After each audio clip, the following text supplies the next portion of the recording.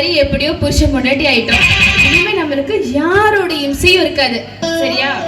ஆமா டீச்சர்லாம், நம்ம 2 பேர்த்துக்கு கல்யாணம் நடந்துட்டா மாரியா யூனியில் ஒரு 500 ரூபாயும் ஏதாவது ஒரு பிச்சைக்காரனுக்கு ஒரு 5 ரூபாயும் போடுறதா வேண்டிக்கிட்டேன். எங்க இந்த நேரம் பார்த்து ஒரு பிச்சைக்காரனையும் காணோம்.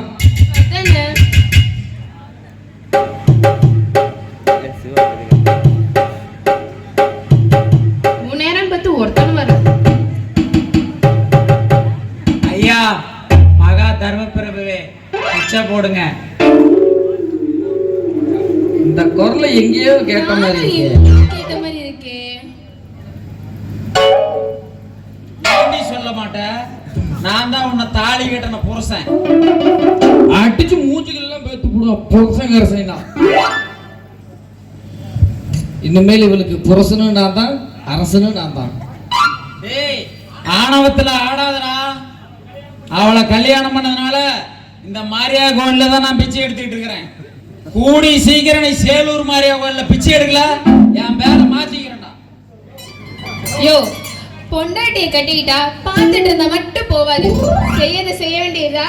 நான் ஏன் உன்னை விட்டுட்டு இவனை கட்டிக்க போறேன்? அவன் செய்யறதுக்கு ஏதாவது விட்டுருந்தா தானே, அதான் கூடையா இருந்து குழி பறிச்சிட்டானே. டார்லிங், அந்த முறங்கத்தான் வெறுமைகிட்ட என்ன பேச்சு? வா நம்ம அடுத்தது குழந்தைக்கு உண்டான வேலையை பார்ப்போம்.